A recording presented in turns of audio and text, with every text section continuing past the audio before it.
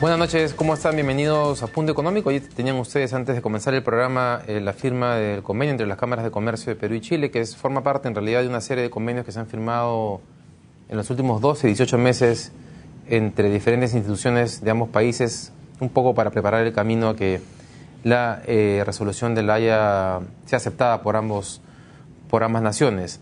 Uno de los temas que ha saltado nuevamente como noticia importante en estos días ha sido el incremento del tipo de cambio. El día de ayer cerró en 2.82, hoy día ha bajado un poquito a 2.817, pero ambos días con una intervención fuerte del Banco Central de Reserva, es decir, el Banco Central sale a vender dólares en el mercado para evitar que el tipo de cambio suba mucho más.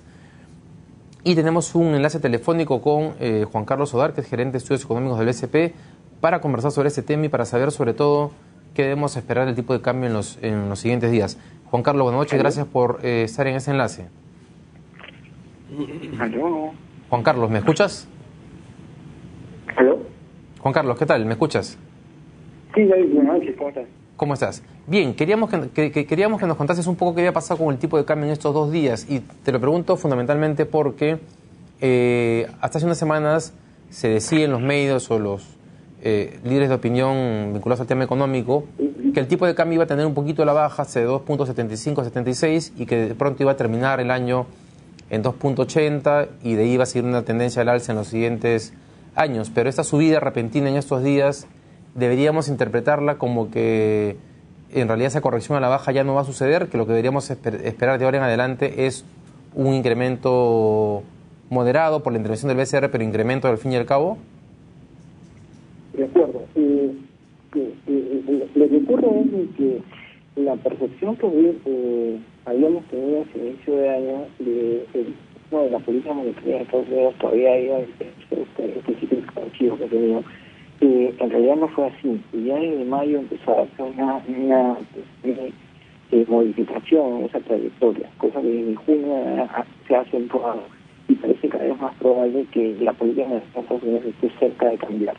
Esto, más la combinación de factores locales, recordemos que el BCR en los primeros meses del año compró más de 5.000 millones de dólares, más incrementó encajes, sobre todo en moneda extranjera, y además incrementó los límites de inversión para los FP en el exterior, generó una combinación de factores que en este momento están presionando hacia el alza del tipo de cambio. Y en ese sentido, la trayectoria que veíamos hacia la baja más bien se ha revertido, y parece muy poco probable en las condiciones actuales volver a pensar en escenarios de apreciación significativa como eran las características de años anteriores, o incluso el primer trimestre, o las presiones que hubo dentro del trimestre hacia la baja, que nos llevaron al central a implementar todo este tipo de medidas que comentamos, ¿no? Entonces, ¿podría ocurrir que en general las empresas de consultoría o los bancos revisen nuevamente su proyección de tipo de cambio para este año y para el próximo? ¿Aló? Sí, actualmente el Banco de Crédito, ¿cuánto estima que va a cerrar el tipo de cambio este año? A ver, sí, no te entendí bien la pregunta, pero bueno, claro que estás preguntando sobre la acción del tipo de cambio. Lo que tenemos visto en el SP es que las presiones de corto plazo van a seguir acentuadas hacia el alza, y en este momento queda por ver efectivamente hasta el Banco Central va a poder intervenir. Hoy día en una sola sesión hemos visto que ha vendido 350 millones, pero si vemos el acumulado en lo que va del año, ya estamos hablando de 2.000 millones de ventas, lo cual contrasta con las compras que había habido en los primeros meses del año de 5.200 millones. Entonces ya estamos revirtiendo parcialmente el incremento de reservas o de compras que hubo en los primeros meses del año. Y la pregunta es, ¿cuánto más el Banco Central va a estar dispuesto a vender en un escenario que no estamos hablando de una situación de crisis internacional, sino de normalización de condiciones en el mundo, ¿no? Entonces, en ese sentido, es como que en algún momento el ritmo de compras va a detenerse o va a reducirse significativamente, y en ese momento vamos a ver el mercado si es que considera que el dólar debería estabilizarse en niveles altos, o más bien tras este episodio de subida considere que se trata de un fenómeno solamente temporal y después veamos que el tipo de cambio baja. Sin embargo, no vemos que en ese caso la bajada en el tipo de cambio sea significativa.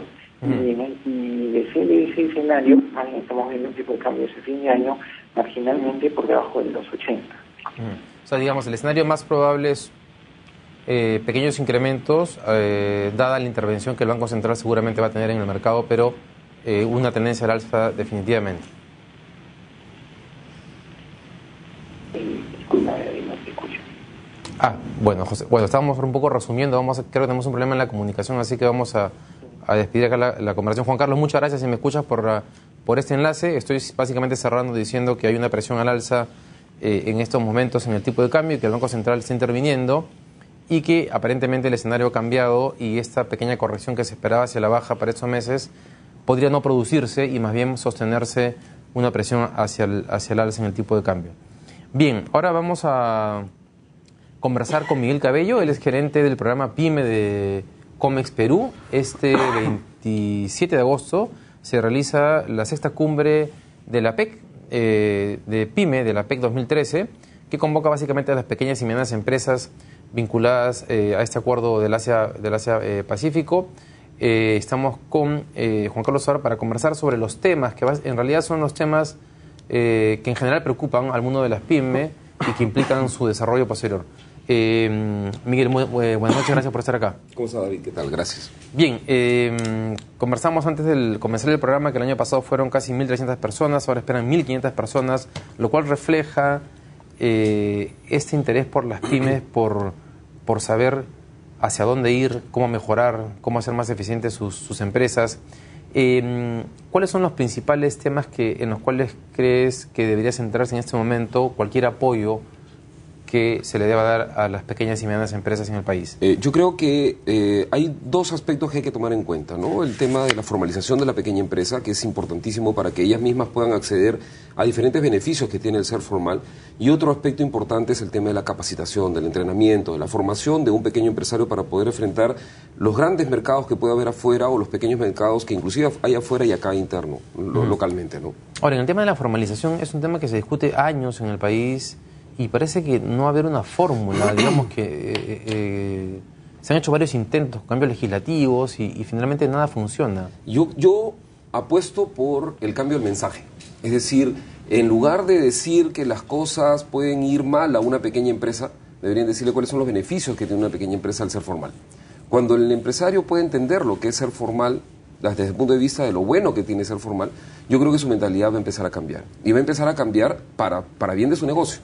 El mensaje es, ten cuidado que vas a tener que pagar impuestos, etcétera, etcétera, pero no saben todos los beneficios que tiene, como por ejemplo acceso al crédito, muchas veces que no tienen que retornarlo, producto de fuentes cooperantes que apuestan por el Perú, para el desarrollo del Perú, y inclusive aporte que tiene la misma legislación nacional que le da ciertas condiciones favorables a un pequeño empresario para que pueda crecer y pueda llegar a ser una mediana empresa y quién sabe una gran empresa, como se han presentado muchos casos al respecto, ¿no? El problema es que cuando eres formal también sientes que a veces el Estado se convierte en una traba y que la ciudad comienza a perseguirte, ¿no? En ese caso una pequeña, pero una mediana sí puede comenzar a percibir. Justamente es uno de los temas que vamos a tocar en la cumbre, cómo el Estado se puede convertir en una traba para el pequeño empresario. Pero cuando una persona o una empresa lleva un negocio ordenado, yo creo que la función que cumple el Estado a través de la ciudad y cualquier otro organismo regulador de la actividad empresarial, pues no va a convertirse en una traba. Se convierte en una traba cuando uno es desordenado, cuando uno no llega a un plan, cuando uno ejecuta un plan correctamente en sus actividades. Ahí es cuando empiezan los problemas contables, los problemas financieros, y al final dice, ay caramba, me están persiguiendo, cuando de verdad uno comete muchas faltas que forma también parte de la capacitación que uno debe tener, ¿no? Ahora, ¿quién se encarga de dar esa capacitación o quién debería encargarse? Bueno, hay muchísimas instituciones en ese momento, tanto del sector público como del sector privado, que apoyan al sector micro. Pero considerando la cantidad de empresas, vamos a ver unos pequeños números que teníamos acá que nos proporcionaron. De repente vamos de frente a la número 3, por favor. Tienen, por favor, la lámina número 3, si no yo voy leyendo. Según la encuesta nacional de hogares de 2012, existían 6.32 millones de negocios formales e informales que cuentan entre 1 y 50 trabajadores. O sea, no hay forma que la capacitación esté llegando a 6.32 millones de... No, digamos, eso es imposible. ¿Cuánto? Es imposible. Lo que pasa es que Una microempresa empieza de un negocio entre tú y yo, por ejemplo. Algo que te vendo y ya estamos haciendo empresa al final. Es más, hasta la empresa familiar existe como tal, ¿no? Ahí está la lámina. Ahora, tú sabes que quien está encargado de hacer este apoyo inicialmente es el Ministerio de Producción. Pero no puede estar ajeno a lo que significa a la actividad con el Ministerio de Educación, con el Ministerio de Salud, con el Ministerio con ProPerú, con el Ministerio de Comercio Exterior y Turismo, etcétera, etcétera. Es un grupo de instituciones que deben apoyar al sector de la pequeña y mediana empresa. Claro. Ahora, claro, porque el ámbito privado no se da abasto para la capacitación a todos las pymes o las MIPES que lo requieren. Bueno, y hay un dato interesante que entre los negocios formales el 51% son dueños de mujeres y el 2006 eran 35.4%. Es decir, la presencia de la mujer dentro de lo que son las MIPES va creciendo, digamos, como participación total. Debes tener en cuenta que hay cerca del 50% de las empresas que forman parte de este conglomerado empresarial que son empresas casi familiares y que muchos de ellos no reciben sueldo porque es un negocio familiar. Claro. ¿Okay? La utilidad va, y digamos... no hay que negar pues el hecho de que la mujer que administra el hogar es una gran empresaria al final. Claro. Ahora, el tema de innovación, porque el Perú sale en estos rankings mundiales como el país más emprendedor del mundo, pero en realidad esos mismos rankings dicen que las empresas terminan fracasando, muriendo, desapareciendo a los 2 años. Y básicamente lo hacen porque no hay innovación, no hay un valor agregado en lo que terminan de ofrecer. Nuevamente, es un tema que se está hablando durante ya varios años, desde que aparecemos en los rankings. ¿Cómo llevar el concepto de innovación a este segmento económico productivo? Porque, claro, cuando hablas de gran empresa, vas al CADE o, digamos, lanzas fondos como el FinCit, con las universidades y ya, las grandes empresas comienzan a tener acceso a financiamiento. Pero ¿cómo llevas el concepto de innovación y tecnología a las pymes o a las MIPES en general? Bueno, lo conversamos hace unos minutos. Yo creo que es importante para una empresa el planeamiento. Si una empresa sale al mercado sin tener en cuenta lo que significa un presupuesto, lo que significa intentar con un mercado, desarrollar un producto para un mercado, y sale nada más porque cree que tiene un buen negocio, al final termina con esos problemas de cerrar en un par de años. Yo creo que parte de la capacitación está vinculada al tema de planeamiento estratégico, al definir qué cosa uno quiere ser de acá a unos 5 años, cómo llegar a esos objetivos, metas que se plantea y que no son nada complicados de desarrollar. Una vez que uno tiene claro esos 4 puntos que te he mencionado, es decir, una idea de negocio, el tener un mercado para ese negocio, tener producto para ese mercado y contar con un plan, yo creo que la empresa puede durar muchísimo y no solamente durar, sino que puede crecer. Y una variable importante en el plan que muchas veces no se toma en cuenta, que tiene que ver con el tema de la innovación, es ¿qué te diferencia de lo que ya existe hoy en el mercado? Justamente eso te hace competitivo, porque hacer lo mismo que los demás es ser competencia. Ser competitivo es ser líder, hacer algo diferente que el resto de gente. Pero es una pregunta que siempre hay que plantearse cuando uno quiere entrar a un negocio. Y es ahí ahí me refiero cuando hablo de el producto para el mercado donde vas. Confeccionar polos, sí, cualquiera puede hacer polos, pero vamos a ver qué añadido le podemos dar al polo para que la gente, el mercado, al final, reconozca mi producto y pueda adquirirlo, ¿no? Claro, y algo tan sencillo como un polo, ¿no? Claro, puede ser el diseño, el público objetivo, etcétera. El tema de el comercio electrónico. Está viniendo Annie Xu, que es CEO de Alibaba. Alibaba.com es uno de los principales. ¿Es el principal portal de comercio electrónico en el mundo? ¿O? Es el mayor portal de comercio. Mayor portal. Sí, negocio. ¿No? De negocios. Hay un cálculo de cuántas pymes peruanas o MIPES están utilizando ese tipo de instrumento, herramienta para crecer. Sí, nosotros tenemos registrados a 118.000 empresarios peruanos que ya tienen sus propias plataformas dentro de Alibaba.com, que tiene en total 118 millones de usuarios en la web, o sea, personas y empresas mostrando sus productos en esta plataforma de comercio electrónico, ¿no? Estamos hablando del 0.1 son peruanos. Más o menos. Y es básicamente, Alibaba sirve básicamente para un tema de exportación e importación. Sí, es una plataforma de comercio en general, es decir, hasta los mismos peruanos pueden hacer negocio entre peruanos utilizando la plataforma, que la ventaja que tiene es que llega, ya te dije, a un mercado bastante grande, y lo más interesante es que el usuario de Alibaba.com no tiene que pagar comisiones. Claro. Ahora, claro, tú lo que tienes ahí es que entras y tienes oferta de todo el mundo como demanda de todo el mundo. Así es. Entonces tú entras a buscar básicamente algo que calce con lo que tú quieres hacer. ¿Cómo funciona Alibaba en el sentido de garantizar, que es un tema que hemos conversado también antes, de garantizar cómo yo sé que el que está al otro lado, que no lo conozco, es efectivamente una empresa de confianza? Bueno, más que garantizar Alibaba, lo que hace Alibaba es ofrecerte información de la empresa. Es decir, cuando uno registra información, la data de la empresa pone absolutamente toda su información, teléfonos, página web, dirección, etcétera. Bastará con ir a cualquier otro buscador y buscar información de esa empresa para estar más seguro y disminuir el riesgo en una operación. Al final, y te lo digo por experiencia propia, ninguna empresa te puede garantizar que su proveedor es el idóneo o no. La experiencia, la disminución del riesgo, el aprender cómo hacer negocios va al final orientarte hacia tener una cartera, tanto de proveedores como clientes, que te garantizan la sostenibilidad de tu proyecto, de tu empresa en sí, ¿no? Ok, o sea, hay que verificar la información que uno encuentra ahí. Sí, eso es indispensable porque lo vemos en el negocio convencional. Existen muchos problemas entre proveedores y clientes, y si lo vemos ahí, pues mayor razón para trabajar con un negocio virtual que ni siquiera es un face to face, no le vemos la cara a quien está haciendo trabajo, ¿no? Claro. Pero la idea es capacitarlos, por eso nosotros ejecutamos un programa con fondos del BID, del Banco Interamericano de Desarrollo, a través del Fondo Multilateral de Inversiones, nosotros como Comex Perú y Alibaba.com, que formamos a las empresas para que puedan llegar con sus negocios a buen puerto. ¿Qué otros temas importantes se van a tocar en la cumbre? Bueno, básicamente hay 4 conversatorios muy importantes. Ya mencionaste que viene Annie Xu, que es el CEO de Alibaba.com en Estados Unidos. Viene el señor Freire, que va a hablar de Corfo, que va a hablar sobre lo que es emprendimiento. Cuéntanos qué cosa es Corfo de Chile, que es una institución Corfo importante. es una institución internacional de reconocimiento y de prestigio mundial, básicamente que apoya el tema del emprendimiento y el emprendedurismo en Chile, ¿no? Que ha tenido mucha presencia en ese mercado. Emprendedurismo desde ideas de negocios, Así ideas o negocios ya en marcha que requieren apoyo. Igual, de los dos lados. De los dos lados. De los Que dos lados. es un tema que en el Perú todavía no se ha terminado de fortalecer. No hay mucho fortalecimiento, no hay mucho apoyo en términos generales. Hay iniciativas muy buenas, pero creo que debemos tener mucha más fuerza. Está como el tema de Guaira, digamos, ¿no? De Telefónica. Sí, pero tú sabes que ahí, sin mencionar el nombre, hay solamente grupos de pequeñas empresas que vienen siendo apoyadas. No es un tema masivo todavía. ¿No? Existen instituciones educativas que están con las incubadoras de negocio.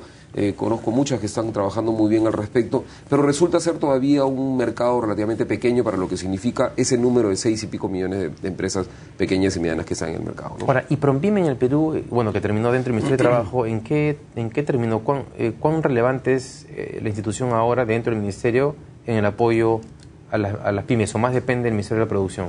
No, la dirección de pequeña empresa está todavía haciendo mucho trabajo, está formando empresas, está capacitando, tiene convenios con muchas instituciones que les permiten llegar a formar empresarios para que puedan ser mucho mejor. Están ahorita desarrollando, por ejemplo, el programa de las 5 S, están apoyando con el tema de buenas prácticas manufactura y de comercio. 5 S que tiene que ver con calidad. Con calidad, con todo el tema de gestión de calidad, ¿no? Entonces, esa parte sí sigue siendo una de las actividades prioritarias del Ministerio de la Producción en apoyo a la pequeña y mediana empresa, ¿no? ¿Hay algún tipo de coordinación ahora? Porque se estuvo hablando de lanzar un programa, un tema de política industrial que imagino que inevitablemente debería incorporar a las pymes.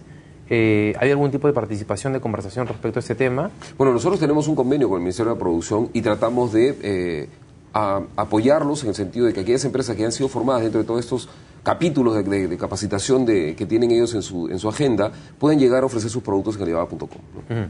Bien, Miguel, muchas gracias por estar acá. Que todo sea éxito en la cumbre de PYME, que se realizará el 27 de agosto en el Westin. En el Hotel Westin. En el Hotel Westin. Bien, que vaya muy bien. Muchísimas gracias. Y inscríbanse temprano, que acá me cuenta que siempre están llegando al último momento.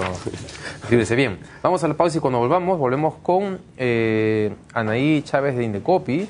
Han sacado un informe sobre las empresas inmobiliarias que han sido sancionadas por incumplir con lo que se ofreció al momento de ofrecer viviendas. Es un tema que nos va a interesar a todos. Y en el tercer bloque vamos a estar con Luis León, gerente de proyecto también del Centro de Emprendimiento de IPAE, para hablar sobre el tema de la pesca en particular. Regresamos con el tema de Indecopi y las sanciones a las empresas inmobiliarias.